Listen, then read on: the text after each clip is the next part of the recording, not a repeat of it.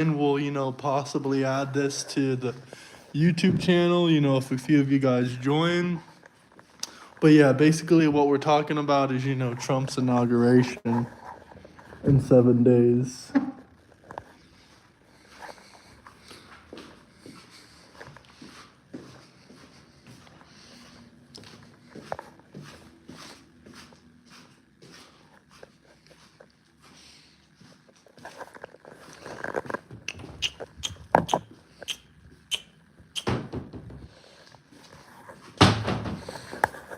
The real inauguration of Donald J. Trump is home to only 57,000 people, many of whom will be talking about just one subject this week. Donald Trump, the US president-elect, refused to rule out using military force to take control of the island, describing it as critical to America's national security. Greenland's geographical position between the US, Europe and Russia means it has huge value in terms of security and natural resources. Our special correspondent Fergal Keane has more.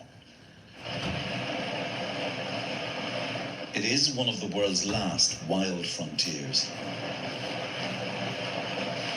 Glimpsed in the short winter sunlight, we're travelling into a place of pristine beauty that's suddenly been overtaken by diplomatic crisis. This place is so remote that it's hard to imagine it as the front line of a major geopolitical row. But up and down this fjord in isolated settlements and across the island of Greenland, they're talking about Trump.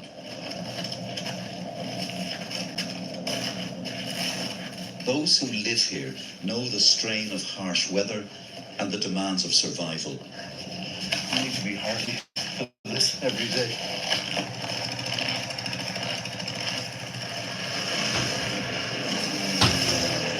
But again and again I would hear, this is their land. Home.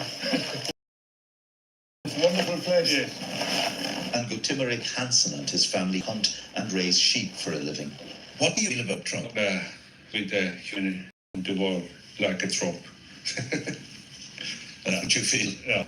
I mean, we think about US and Trump, this is different. We need to maybe work together with US, not Trump. There's worry here.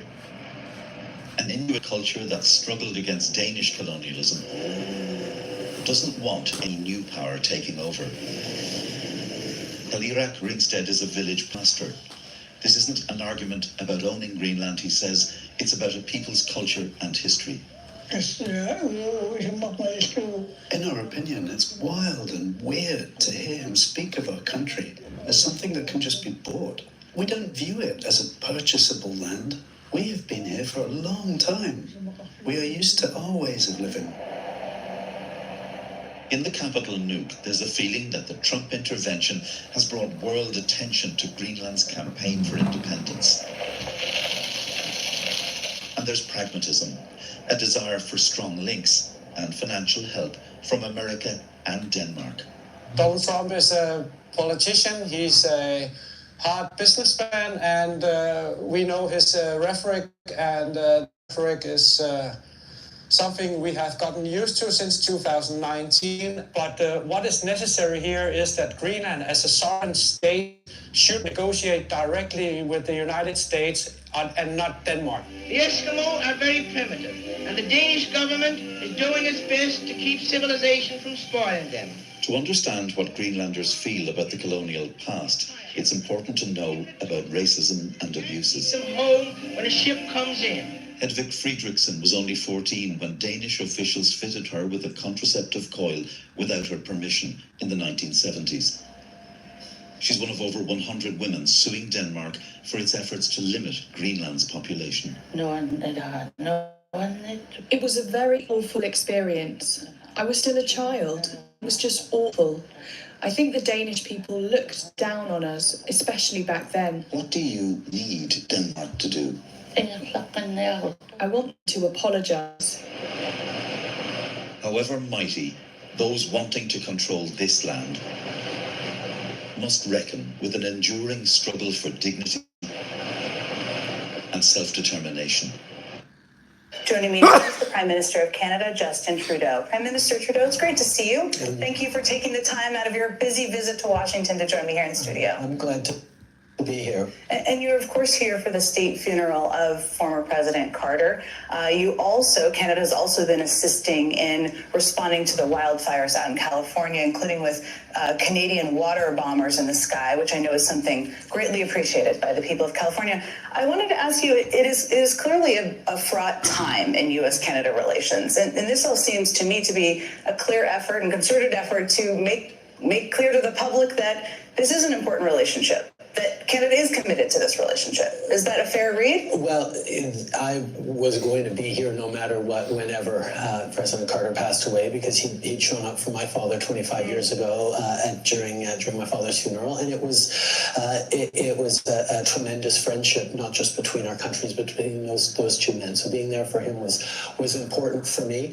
In regards to the fires, well, we went through some horrific fires over the past years as well, and American firefighters showed up for us, and we're glad to help out in any way. Unfortunately, we have now developed level of expertise around wildfire interface with urban areas where we're there to help out with, whether it's transport planes or Coast Guard cutters or water bombers or even firefighters. It's all there to help our friends in California. No, it's greatly appreciated, the contributions that they're making. You may disagree with my suggestion that it's a fraught relationship, but I think some see it that way. But I think one of the reasons is because Donald Trump is, of course, going to be inaugurated in just over a week from now. He has been pushing this idea of making Canada the 51st state. I know that's not something you've taken too kindly to, but how seriously do you take that threat? I mean, let's remember, I got to work with President Trump through his first 4 years in office, and we were able to renegotiate the most important trade deal either of us have, which is the Canada-U.S. Free trade deal, in a way that was beneficial to both our countries. And I know that as a successful negotiator, he likes to keep people a little off balance. The 51st state, that's not going to happen. It's just a non-starter. Canadians are incredibly proud of being Canadian, but people are now talking about that as opposed to talking about, for example, what the impact of 25% tariffs on steel and aluminum coming into the United States, on energy, whether it's oil and gas or electricity. I mean, no American wants to pay 25% more for electricity or oil and gas coming in from Canada. And that's something that I think people need to pay a little more attention to, and perhaps the idea of a 51st state is distracting a little bit from a very real question that will increase the cost of living for Americans and harm a trading relationship that works extremely well. It's not just Canada. He's talking about taking over Greenland and the Panama Canal, in addition to annexing Canada through economic force. Donald Trump has said over and over again, the U.S. is subsidizing Canada. We're subsidizing Canada to the tune of over $100 billion a year. The United States is subsidizing Canada. As I called him, Governor Trudeau, I said, listen, what would happen if we didn't subsidize you? Because we give them a lot of money. It's very unfair. But what does Trump mean exactly? Subsidizing Canada to the tune of over $100 billion a year. And is it true? We should start by saying that everyone is partly guessing what Trump means when he talks about the U.S. subsidizing Canada, because he hasn't actually explained where he's getting this $100 billion number from. And the number sometimes changes with a whole bunch of other grievances getting thrown into the pot. Why are we supporting a country $200 billion plus a year? Our military is at their disposal. All of these other things, they should be a state. But let's pick up on what appears, at least most of the time, to be driving this claim about the U.S. subsidizing Canada, and that's the trade imbalance between the two countries. Donald Trump has always been obsessed with the trade balances, trade surpluses and deficits, and the fact that the U.S. has a trade deficit. We're spending hundreds of billions a year to take care of Canada. We lose in trade deficits. A trade deficit happens when country A imports more from country B than it exports. And Trump's right on one central point. The US does have an ongoing trade deficit with Canada. And that's been the case for years. Canada has, in fact, sold more goods to the United States than the US has sold to Canada. And zooming in on 2023, for example, according to the US Census Bureau, the hard numbers are pretty clear. Canada exported $427 billion worth of goods to the US, while the US exported $355 billion worth of goods to Canada. The difference between those two numbers, about 72 billion US, or about 100 billion Canadian. He talks about, I'm a trader, I love trade, I want so much trade, but it has to be fair. But what he means by fair is that if the US has a surplus, it's fair. If the US has a deficit, it's unfair. So maybe that's where Trump is getting this 100 billion from. Except if that's the case, it's misleading. Was the trade deficit in goods, physical things that Americans sell to Canadians, from financial services, telecommunications, air transport, consulting, hell, even Netflix. It's very important to look at services as well, because services has been a growing part of trade for many decades now. Yes, any accounting of a trade imbalance must take services into account, because that's trade. And when you look at that balance sheet in services, the US actually has a surplus over Canada of about $32 billion US, which doesn't wipe out the deficit in goods, but it certainly pulls two countries a little closer together. The actual total trade imbalance between Canada and the US is about $40 billion US, or 57 billion Canadian in Canada's favor. But let's set aside the number, because like I said at the start, I don't know if it's clear to anyone where Trump is getting his numbers from, because he hasn't explained it, even when asked. But there is a bigger question here about how Trump appears to be framing the trade imbalance as some sort of subsidy to Canada. So I think what he's saying implicitly, we're giving more dollars to Canada than they're spending in the U.S. And he thinks that's a subsidy. He's just saying the very fact that there's a trade deficit shows that we must be subsidizing things in some fashion, and that's not the case. Right, because when we think of subsidies, we tend to think of handouts, right? Except it's not like the US is just sending Canada $40 billion a year for nothing in return. Like when I buy a $6 jar of mayonnaise from Walmart, that's not a subsidy. I'm buying mayonnaise. And Americans are simply buying more from Canada than Canadians buy from Americans. And experts we spoke to say that's not necessarily a bad thing. There's nothing inherently good or bad about a trade surplus or a deficit. The United States has had a trade deficit pretty much since the end of the Second World War. Why is that? Because they're richer than any other country. So they trade deficit is bad. Consider this. The US's $40 billion trade deficit with Canada pales in comparison to its trade deficit with many other countries. Just look at how much more the US buys from China each year, for example. That gap is more than $250 billion.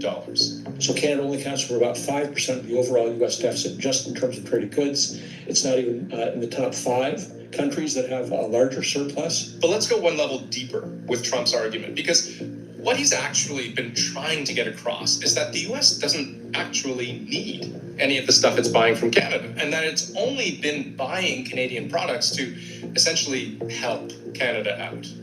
That's the subsidy. We're doing it because of habit, and we're doing it because we like our neighbors, and we've been good neighbors. But we can't do it forever. You know, they make 20% of our cars. We don't need that. I'd rather make them in Detroit. And it's not just cars. It's also lumber.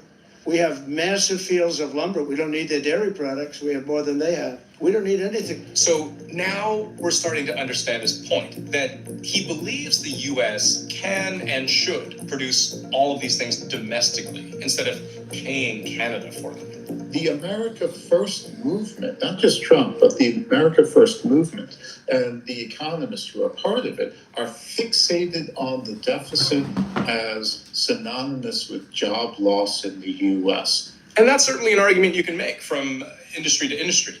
If you set aside the notion that the whole reason you buy things instead of make things is because making things is often more expensive. But if Trump really believes that the US buys too much from Canada, he is leaving one big thing out. The one daily purchase that makes up about a quarter of everything Americans buy from Canadians. He's not leaving it out, bozo. He's not leaving it out. We're gonna drill again in America. Drill, baby, drill. It needs more than that, about 20 million barrels a day. And it can't even efficiently use a big chunk of what it does produce, because historically, American refineries have been set up to process a different, heavier kind of oil than American drillers can find in their own shale deposits. So that's an expensive problem. But you know who produces exactly the kind of heavy crude oil America needs? You guessed it. The US buys the majority, around 60% of the crude oil it needs from Canada. And on some level, it makes sense. Canada is a relatively stable energy partner. Pipelines make transporting oil a lot easier. Because of the distance, because of pre-existing supply chain links, because of transportation routes. This is why Canada and the US trade the most. And one other way to look at Canada's trade surplus. If you remove oil, we're now running a trade deficit with the United States. It's largely one commodity in our case, and that commodity is not putting Americans out of work. It's putting Americans to work. Putting Americans to work because of what I just mentioned a few moments ago, that there is an entire... He's not smarter than Donald J. Trump. He's not smarter than Donald J. Trump. He's not smarter than Donald J. Trump.